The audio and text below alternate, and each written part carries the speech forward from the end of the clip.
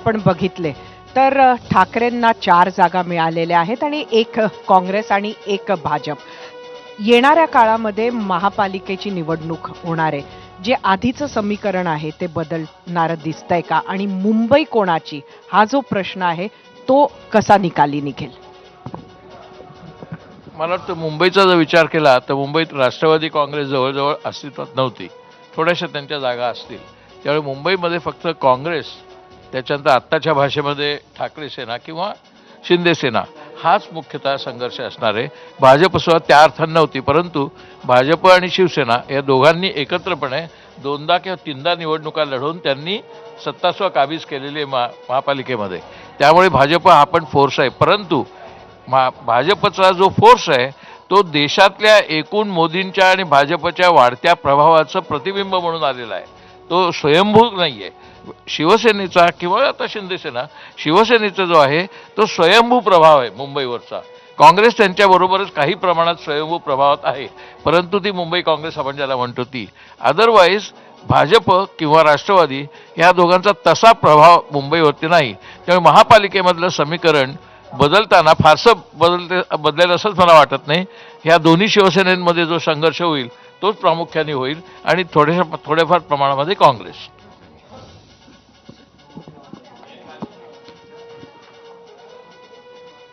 नाही, मला एक प्रश्न विचारायचा होता की आता इतकी वर्ष तुम्ही मुंबईचं राजकारण बघताय, तर शिवसेनेमध्ये झालेला जो फरक आहे बाळासाहेबांच्या शिवसेनेत आणि उद्धव ठाकरेंच्या शिवसेनेत, तर ही शिवसेना अधिक सेक्युलर किंवा ज्याला आता मुस्लिमांना सुद्धा त्यांना जवळ आपलीशी वाटते, तर अशा परिस्थितीमध्ये मुंबईच्या एकूणच राजकीय जे समीकरण आहे त्याच्यात काय बदल होतील पुढच्या काळामध्ये?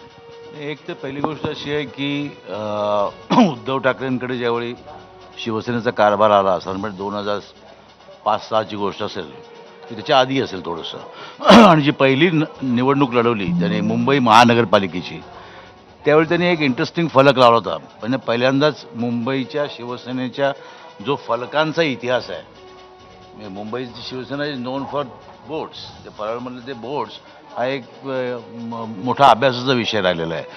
तर त्यांनी तिकडे मी मुंबईकर नावाचा पहिल्यांदा एक भाग घेतला, आणि इरिस्पेक्टिव्ह मराठी और नॉन मराठी, मी जर मुंबईत राहणार असेल, मुंबईतला असेल तर मी मुंबईकर, अशा पद्धतीने पहिली भूमिका घेऊन त्यांनी 2005 सालात सुरुवात केली होती.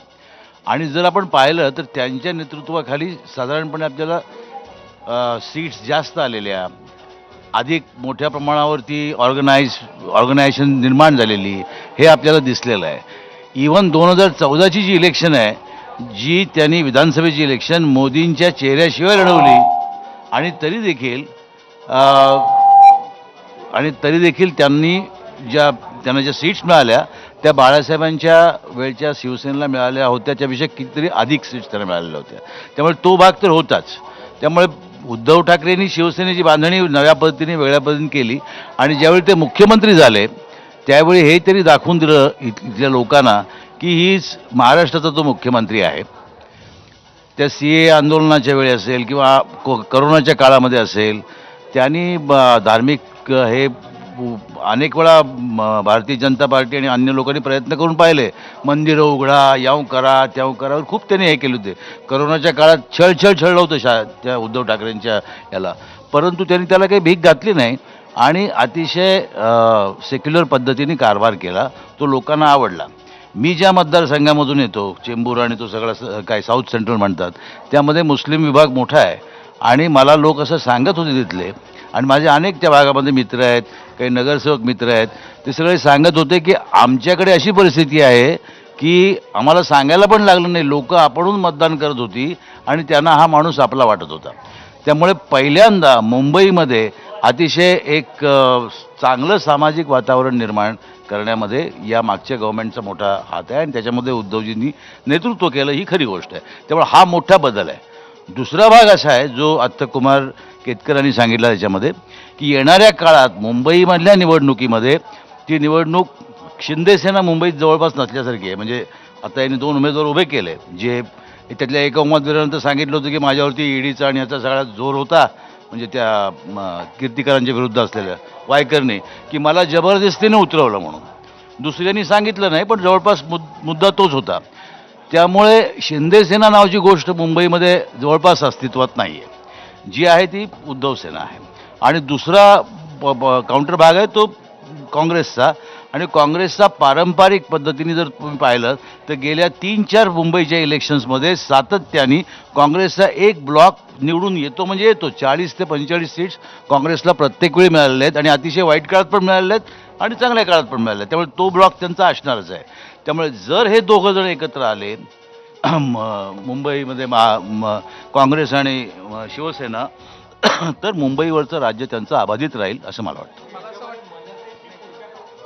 मला असं वाटतं अभय, याला जोडूनच की या निवडणुकीमध्ये ज्या वेगवेगळ्या प्रकारच्या कम्युनिटीज जोडण्याचा प्रयत्न वेगवेगळ्या पक्षांनी आणि आघाड्यांनी केला, तर महाविकास आघाडीचा वेगवेगळ्या ठिकाणी वेगवेगळ्या रिजनमध्ये वेगवेगळ्या पद्धतीनं ऑपरेट झाला तो भाग किंवा यशस्वी झाला.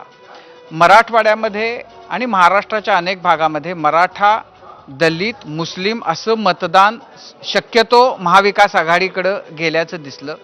मुंबईमध्ये भाजप हा मराठी महाराष्ट्र याच्या विरोधात आहे असं चित्र निर्माण करण्याचा प्रयत्न शिवसेनेनं मुख्यत्वे आणि महाविकास आघाडीनं केला. त्याला महाराष्ट्रातून ज्या वेगवेगळ्या इंडस्ट्रीज गुजरातमध्ये गेल्या मुख्यत्वे तो मुद्दा असेल किंवा छोट्या मोठ्या घडणाऱ्या गोष्टीसुद्धा असतील, त्यातून महाराष्ट्रात आणि त्याहीपेक्षा मुंबईमधल्या मराठी माणसाच्या मनामध्ये एक प्रकारची अस्वस्थता निर्माण करण्याचा जो प्रयत्न झाला तो बऱ्याच अंशी यशस्वी झाला. आणि मराठी माणसाला आपल्याला आत्ताच्या घडीला शिवसेनेबरोबर आपण असणं, महाविकास आघाडीबरोबर असणं किंवा भाजपच्या विरोधामध्ये आपण जाणं हे महाराष्ट्र मुंबई मराठी माणसासाठी आवश्यक आहे अशा प्रकारचं वातावरण त्यातून निर्माण झालं. मला असं वाटतं की हे जे निकाल आहेत त्याच्यामध्ये त्याचा मोठा वाटा आहे. जसं मराठा, मुस्लिम, दलित असं कॉम्बिनेशन महाराष्ट्रात चाललं, तसं मराठी, मुस्लिम आणि दलित असं कॉम्बिनेशन मुंबईत चाललं किंवा चालवलं गेलं आणि जे निकाल आहेत त्याच्यामध्ये त्याचं आपल्याला प्रतिबिंब दिसतं. मराठी माणसांचं मतदारांचं जे कन्सॉलिडेशन मराठी मतदारांचं मुंबईमध्ये झालेलं दिसतंय. तर या पार्श्वभूमीवर पुढच्या काळामध्ये मनसेचं किती स्थान असेल मुंबईच्या राजकारणात? मनसेचा जो आपण विचार केला तसं लक्षात येतं की सतत बदललेल्या ज्या भूमिका आहेत त्याच्यामुळे असेल. फोकस जो आहे त्यात तो म्हणजे मराठी फोकस तो आणि काहीतरी फोकस म्हणजे झेंडा बदलण्यापासून अनेक गोष्टी त्यांनी केल्या. त्यामुळे झाली अशी अवस्था की ना इकडे पण नाही ना तिकडे पण नाही ना घरकानं गाठका अशी अवस्था झाली. आणि हा पण आत्ताचा भाग होता की एकही सीट न लढवता कॅम्पेन करायचं हा लोकांना खूप हे वाटत होता. म्हणजे सोशल मीडियावरती जे काही चाललेलं होतं इतकी प्रचंड प्रमाणामध्ये टीका, मस्करी आणि व्यंगचित्र चालायची की ते पाहिल्यानंतर असं लक्षात येतं की यांचा समाजामधल्या जो राजकीय भाग जो आहे त्या राजकारणाशीच मुळी संबंध तुटलेला आहे. आणि तो मोठा दुर्दैवाची गोष्ट आहे. ज्यावेळी राजकारणाचा संबंध राजकीय पक्षाचा तुटतो त्यावेळी त्या राजकीय पक्षाचं काही अस्तित्व फारसं राहत नाही. त्यामुळं मला असं वाटतं की मनसेसाठी ही मोठी धोक्याची घंटा आहे.